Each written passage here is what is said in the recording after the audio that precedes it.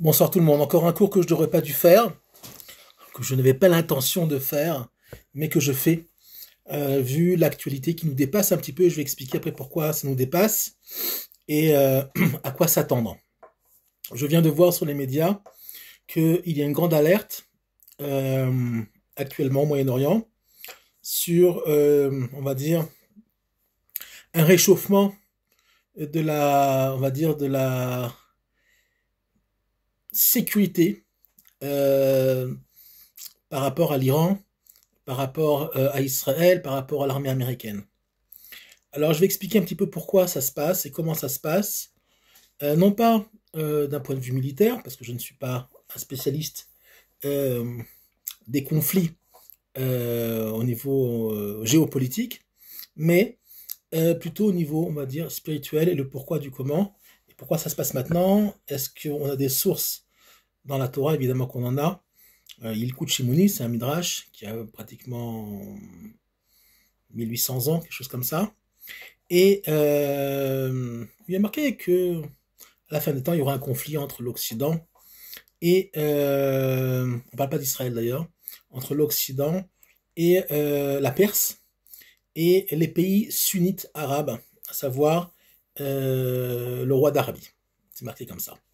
Maintenant, pourquoi tout ça? D'abord, il faut comprendre qu'il y a un conflit de religion, un conflit idéologique entre le monde libre, plus ou moins libre, et on va dire une partie de l'islam, l'islam sunnite, l'islam chiite. Chacun, on va dire, joue avec ses influences et ses intérêts au Moyen-Orient, mais le plus dangereux de tout, c'est l'Iran. Les Iraniens rêvent d'un prophète, d'un Mahdi, qui est le Mashiach chez les musulmans, d'un Mahdi qui va conquérir le monde et va se dévoiler par le biais d'un chaos, un chaos nucléaire, un chaos militaire, et détruire tous les mécréants, à savoir les chrétiens et les juifs. Et évidemment, les païens d'Extrême-Orient, mais bon, ça c'est dans leur fantasme. Maintenant, euh, pourquoi Israël est impliqué? Et je vais vous expliquer pourquoi. Le premier temple a été détruit par un royaume qu'il y avait à l'époque, qui va devenir le royaume perse, l'Iran d'aujourd'hui. D'abord, ce sont les Babyloniens, avec Nabucodonosor, qui vont venir détruire le premier temple, mais ils vont prendre en captivité, vous voyez, c'est pas nouveau, une grande partie du peuple juif, pas tout le monde, mais une grande partie.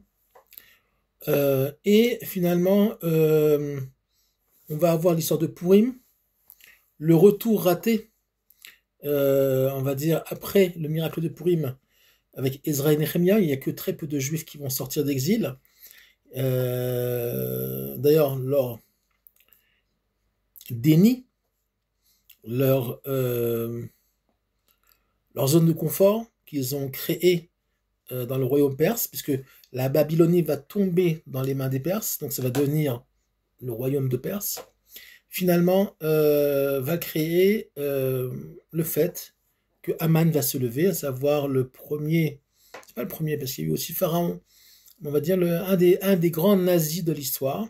Finalement, il va y avoir un miracle, l'histoire de Purim, Mordechai et Esther, ils vont formater un complot, ils vont réussir à déjouer les plans de solution finale que Haman voulait organiser. Ça va bien se passer pour nous, il y aura beaucoup de miracles.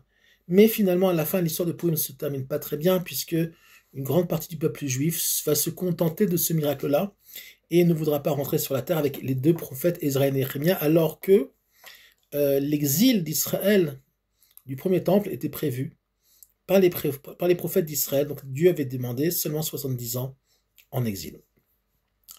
Tout rapport avec ce qui se passe actuellement n'est que pure coïncidence.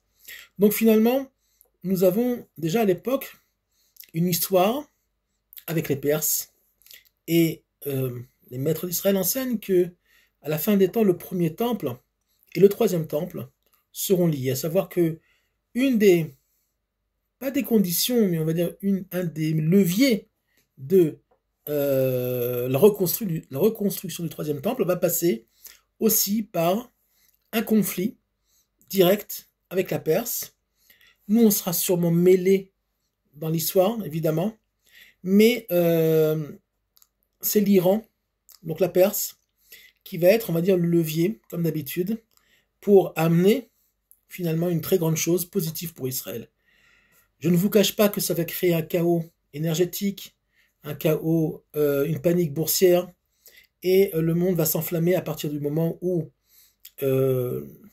le canal de Suez ne sera plus ouvert, puisque les marchandises viennent de l'océan Indien, et les bateaux ne pourront plus passer de Chine et d'ailleurs et d'Asie vers l'Europe. Donc ça va créer beaucoup de problèmes, mais il faut se préparer psychologiquement. Tout ça va entraîner très rapidement le dévoilement du Mashiach. Alors malheureusement les gens ne savent pas ce que ça veut dire. C'est pas quelque chose de forcément, on va dire, c'est quelque chose de profondément, on va dire, un événement heureux, mais c'est accompagné, on va dire, de grandes lumières qui s'habillent pas toujours dans le monde de façon positive, en tout cas à nos yeux. Et je vais vous donner un exemple. Si je vous dis, et je vais vous choquer peut-être, si je vous dis que la Shoah était une grande lumière, et je vais vous expliquer ce que ça veut dire. Si je vous dis que le 7 octobre, c'est une grande lumière, si je vous dis que la guerre des 6 jours, où il y a quand même beaucoup de soldats israéliens qui sont morts, était une grande lumière, alors on va avoir un problème de comment définir la lumière. Qu'est-ce que ça veut dire, une lumière? La lumière, c'est tout simplement une grande énergie. Les lumières divines ne sont pas des lumières dans le sens lumière, ce sont des grandes énergies qui arrivent sur le monde, mais malheureusement, elles ne sont pas toujours synchronisées avec, on va dire, les réceptacles qui sont censés la recevoir. Je m'explique. La rédemption finale a commencé à partir du Baal Shem Tov à peu près, même si on peut la fixer de façon, on va dire, à partir du moment où le deuxième temple a été détruit, ça a déjà commencé, la rédemption a déjà commencé, mais on va dire que un des grands leviers de l'histoire mondiale, et de l'histoire juive particulièrement, est l'apparition du Baal Shem Tov. Les maîtres d'Israël plus contemporains disent que le Baal Shem Tov faisait partie des âmes qui, on va dire, se sont envolées, si on peut dire comme ça, à l'époque du Gan Eden, et ne sont pas tombés dans la faute par le biais de Adam et Chava.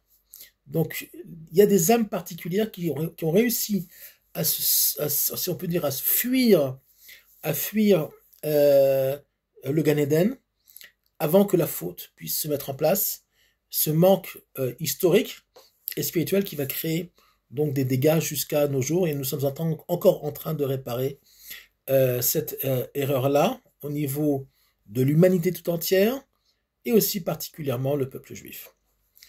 Je continue.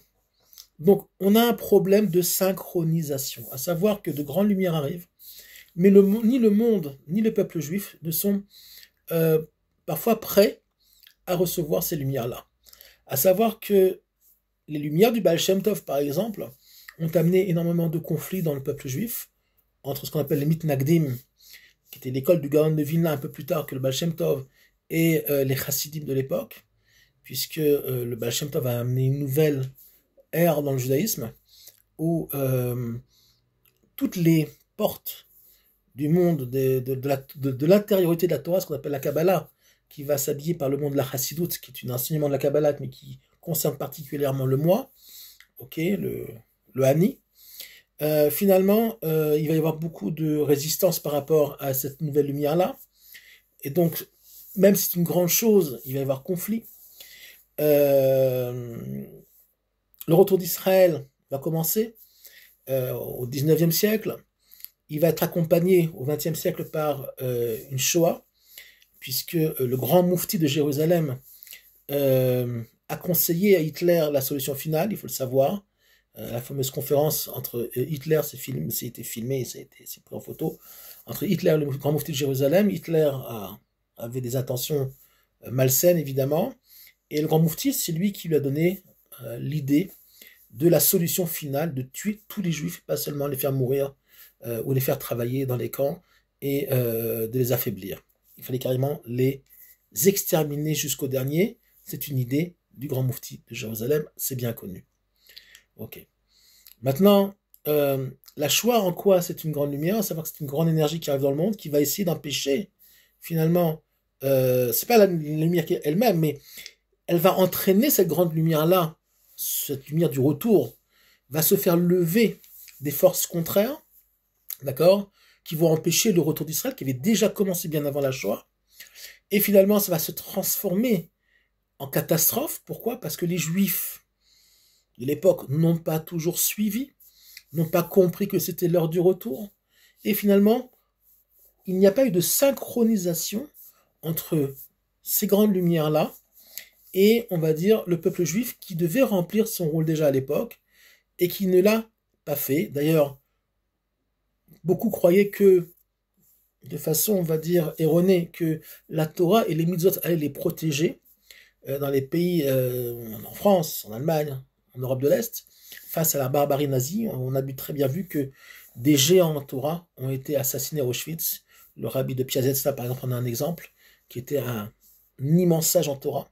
Il nous a laissé pas mal de livres. Pas énormément, mais pas mal, et de très grande profondeur. Et tout simplement, le Rav Teichtel, qui a écrit Emma Ben Ismecha, et beaucoup se sont rendus compte qu'ils se sont trompés, et qu'ils ont raté justement ce coche-là, et cette synchronisation-là avec les lumières qui arrivaient, et finalement, ils ont raté le coche. Certains l'ont avoué, certains ont eu le temps de l'écrire, comme le Rav Teichtel, et finalement, malheureusement pour lui aussi, il a été assassiné. Nous vivons exactement la même chose aujourd'hui. Une partie du peuple juif vit toujours en diaspora et n'est pas synchronisée avec le mouvement qui est en route. Même en Israël, le 7 octobre fait partie des grandes lumières de la Géoula qui arrivent, mais malheureusement, ça s'est habillé dans une catastrophe, ça s'est habillé dans on va dire, des événements que nous payons jusqu'à aujourd'hui. On est en guerre toujours avec Gaza, avec les monstres du Hamas. Et finalement, on a du mal à s'en sortir. Et c'est tout à fait normal, puisque quand de grandes choses doivent arriver, il y a toujours positif, il y a toujours de grandes forces aussi, des forces du mal, qui vont s'opposer. Vous voyez bien tout l'antisémitisme qui est en train de mûrir et de grandir en Europe, et ce n'est pas fini, ce n'est que le début, il faut bien le savoir. La guerre avec l'Iran va provoquer une explosion de l'antisémitisme beaucoup plus grande que ce qu'on voit actuellement. Pour le moment, c'est de la rien du tout. C'est beaucoup de cris, c'est beaucoup de machins. De temps en temps, malheureusement, il y a une agression. Mais on parle d'une ampleur beaucoup plus grande. Pourquoi? Parce que, encore une fois, le peuple juif n'est pas synchronisé. En tout cas, une partie du peuple juif n'est pas synchronisée avec les mouvements, les lumières qui arrivent dans le monde. Pareil, en Israël, on est encore un petit peu, mais beaucoup moins, déjà on est beaucoup plus protégé. On est encore un petit peu, on tâte à droite à gauche, il y a des conflits ici à l'intérieur, mais finalement le Mashiach va se dévoiler en Israël, et je vous dis honnêtement, il va y avoir un grand choc, c'est pas moi qui le dis, j'ai parlé récemment avec des grands maîtres ici, en Israël, et il va y avoir de grands chocs, un grand choc émotionnel, il faut se préparer à ça, parce que finalement, le Mashiach qui va se dévoiler n'est pas celui que les gens attendent. Ils ont une image fausse, une image enfantine, une image extérieure de ce que c'est la rédemption finale. Et beaucoup de gens vont être surpris par l'identité même du Mashiach et de ce qu'il va faire, de ce qu'il va dire. Et même le monde dit orthodoxe, religieux, lui-même sera surpris de l'identité du Mashiach. D'accord? Évidemment, c'est un juif pieux, c'est un juif de Torah, évidemment, mais il n'est pas suivant le modèle qu'on attend. Il sera surprenant. Donc nous attendons les bonnes surprises, mais avant tout, elles vont être accompagnées de surprises et apparemment de mouvements difficiles. Donc j'espère que j'ai tort, j'espère qu'il y aura un miracle, mais par quelques connaissances que j'ai acquises depuis plus de 30 ans, et on voit l'histoire comment elle se fait, apparemment ça va se passer de façon un petit peu mouvementée, même voire un peu plus. Je vous souhaite Shabbat Shalom et à très bientôt.